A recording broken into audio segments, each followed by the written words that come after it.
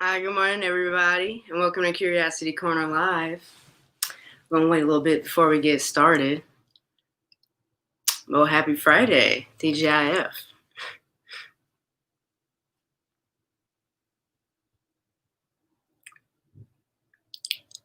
All right, so my name is Kayleen, and I'm a guest engagement specialist at the Great Lakes Science Center.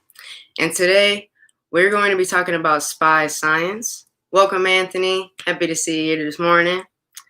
But just so you guys know, at 10:30 every day, we come and bring you guys these live streams from the Great Lakes Science Center. And we're going to give you guys either DIY challenges, science demonstrations, or really cool information about science topics in all the different fields of science. So stick around and subscribe if you haven't already. And today, I'm going to be talking about spy science. And just so you guys know, we're highlighting just a few things that we've been doing at Camp Curiosity this summer. If you guys would like to join us as a camper, you guys just have to visit us at greatscience.com, and you can sign up and learn more about the topics that we covered this summer. So without further ado, I'm going to get started talking about spies and the spy tools that they use to be able to figure out their mysteries, which is one of the themes that we had this week. So let's get started. One of the special things that spies and scientists have in common are making observations. So, they use all of their senses, their sight, their hearing. Sometimes they might have to use their voice to communicate the things that they see. And of course, their hands and things to be able to gather clues, many other senses that I might have left out. But it's important that they take all the observations from their senses down in a notebook. Now, if you don't have a notebook at home and don't want to buy one, you can just take a stack of paper, take that stack of paper and then fold it in half, either hot dog or hamburger style, doesn't matter. But what you want to do is staple along that fold there, and then you'll have your very own observation notebook, and you can take observation notes just like a spy or a scientist would. Another thing that a spy would have to use is a disguise. Now, a disguise is something that a spy uses so that they aren't so easily detectable, so that it's almost like camouflage, like an animal has. So a disguise can come in two different ways. You can have an invasion disguise, which is something that someone might use to make them not look like themselves. So if I put on a wig, I would not look like myself. And so that would be like an invasion disguise. Or even if I use another type of disguise, an impersonation disguise. So if I try to look exactly like somebody else, so you know Andy likes to wear bow ties. If I wore a bow tie, I wouldn't look exactly like Andy, but I'd be trying to impersonate him.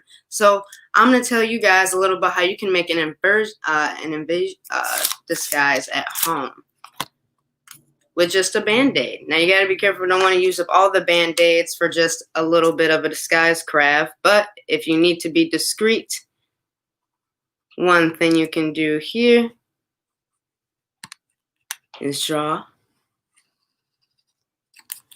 a bit of a mustache.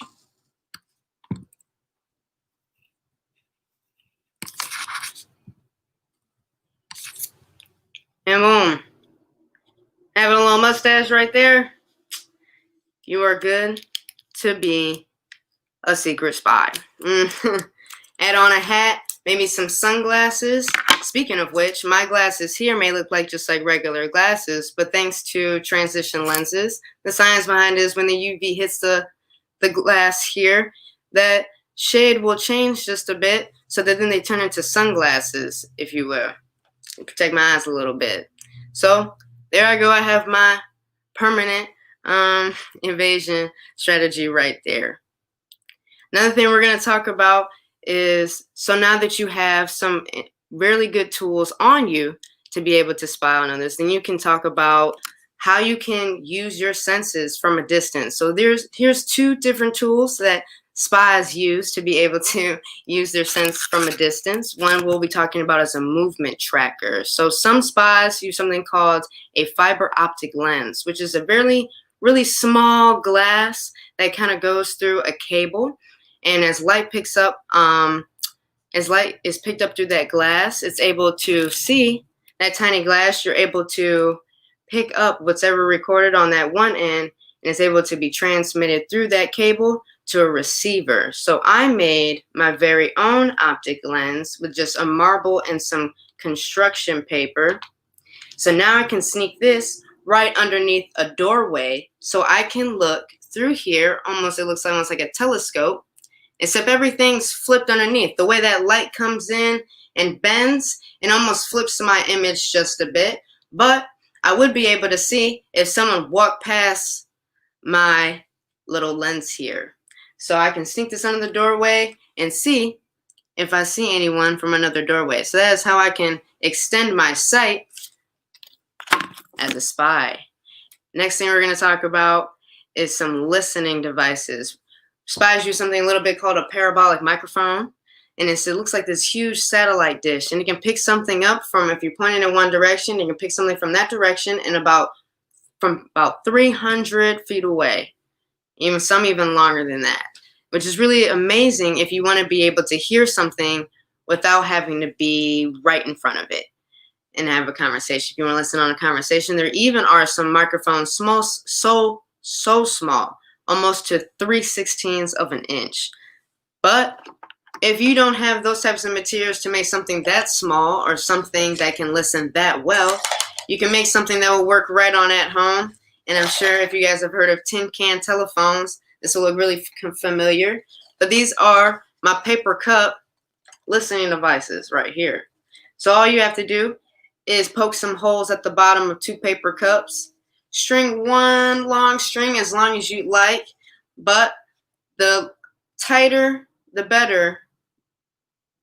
Sound waves are able to travel on. So we'll talk about that in a second. But if I were to put this cup here on the other side of the doorway and then close the door and then listen with this ear, the sound waves would travel along the tight string, and then I'd be able to hear something from another room.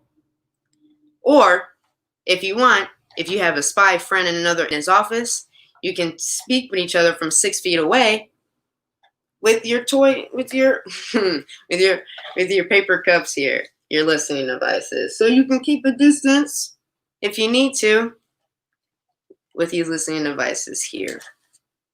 So now we have a couple examples of disguises and tools that a spy would use. I'd like you guys to take your time now to start thinking of some other spy devices you might have seen in movies, or you might be able to come up with to solve cases and create your own. This is our DIY challenge right now.